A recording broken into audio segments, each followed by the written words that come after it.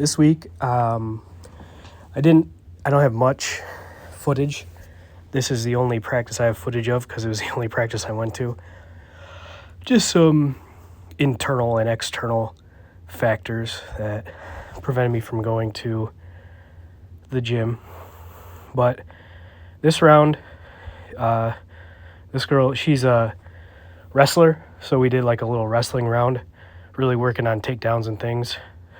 She has a tournament coming up on Saturday, or by the time this comes out, she'll have already wrestled in it, so hopefully she did well.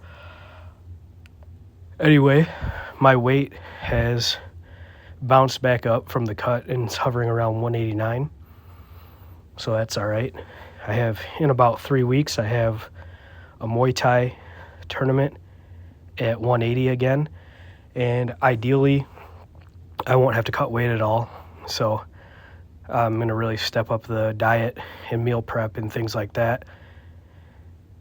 But as you can see, we're just working takedowns. Tried to turn her a little bit, but realized that's not really my strong suit. So we just got back up to our feet. Anyhow, I was obviously happy with winning the Jiu Jitsu tournament, but a lot of times after weight cuts, you end up heavier than you were to begin with. Fortunately, I ended up right about the same, so I'll continue to work on losing the weight rather than trying to cut it every time I have a competition.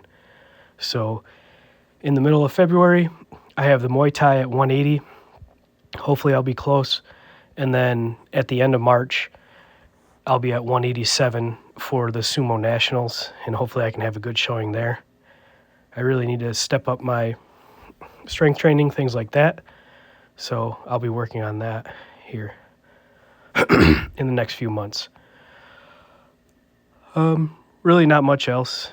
You can see some takedowns and different things. Here I was talking to her about like hand control because she got the hand and then she would try to turn into me. So I said, hey, just come up. Don't turn in while you're on the ground. Don't be reaching back. That's the thing that so many coaches tell their wrestlers, don't reach back. It's a common mistake. But even here, obviously I'm bigger than her and about 20 years older than her, but we're still able to get a good workout in on both sides.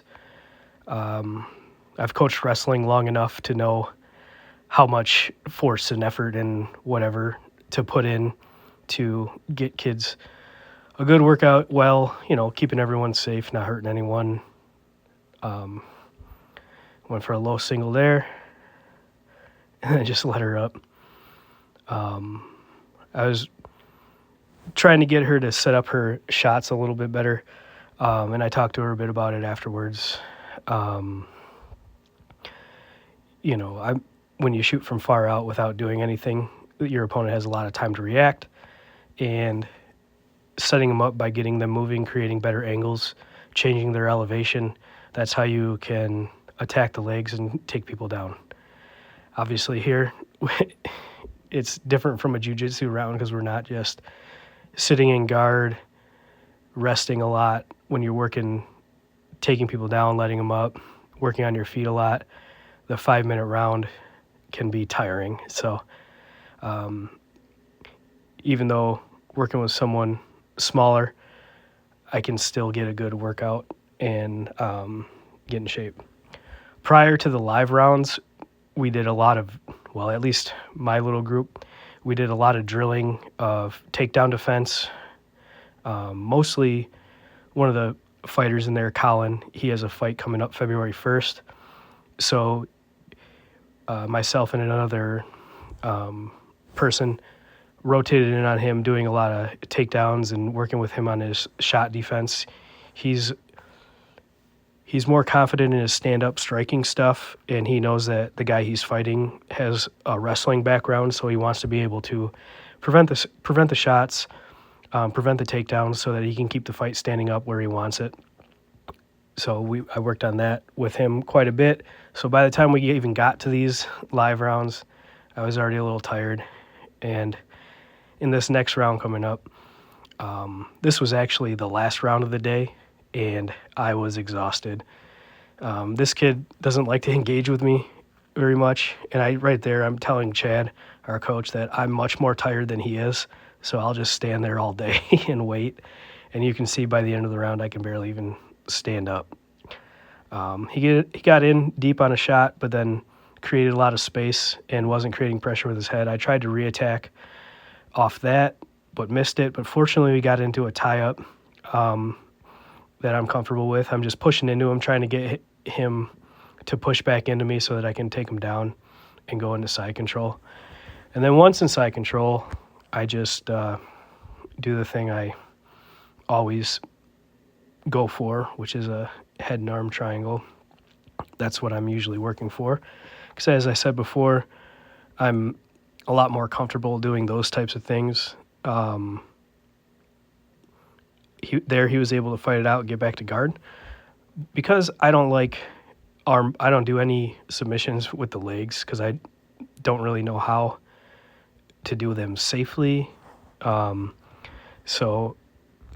then like arm bars and things like that, I tend to avoid because although this kid doesn't have an ego or anything, I would hate to be going against someone stubborn and not wanting to tap and accidentally hurt someone. Fortunately, in this gym, that hasn't ever really been an issue, but even so, I still like to go for chokes. Here, his group was working on sweeps prior to the live, so Chad is talking him through something that they just worked on. So there he swept me, and then I said, no, we can just continue with you and mount and go from there. So I worked on my bottom stuff.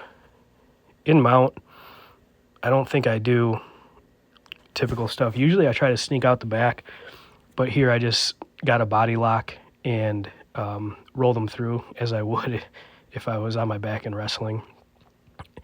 And from there, Chad's talking about him framing away rather than pulling my arm close. However, I was able to sneak my head in and then get to my favorite and only reliable submission, head and arm choke or head and arm triangle. There I got to the other side, pushed his hips away with my knee, and that makes it a little tighter. But yeah, just in general, my weight's been doing pretty well. Doing pretty good where I'm at. It's going a little slower than I thought, just based on not sticking to the diet. So this week coming up, I wrote out a list of things I want to do each day, just so that I, check them off if I do them, and obviously don't check them off if I don't. There I got in on a low single, was able to collect the other leg, get a takedown. So there's actually a professional Magic player that I heard this from, and he talked about, his name's Travis Wu, plays Magic the Gathering, and he talked about a mindset thing when you're trying to make changes. And basically, to sum it all up, if I were to sit around and say, I'm going to do this, I'm going to work out every day, I'm going to do this, it tricks your brain into giving yourself a little dopamine as if you had already done it. And then you're less likely to actually follow through.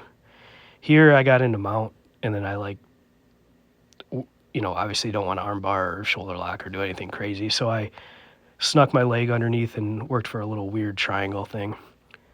Anyhow, back to the mindset. From there, he instead talked about reporting results. So I have a list of things I want to do each day for the upcoming week. And then in the next video, I'll show you the list, and I'll just report on whether I did those things or not, rather than saying, I'm going to do this, I'm going to do that, and giving myself that little rush as if I had already done them.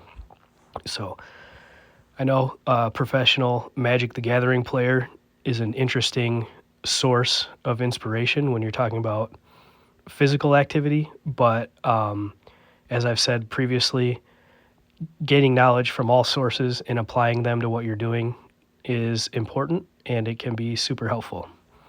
But anyway, as you can see here, this was the last round of the practice, and I'm absolutely exhausted.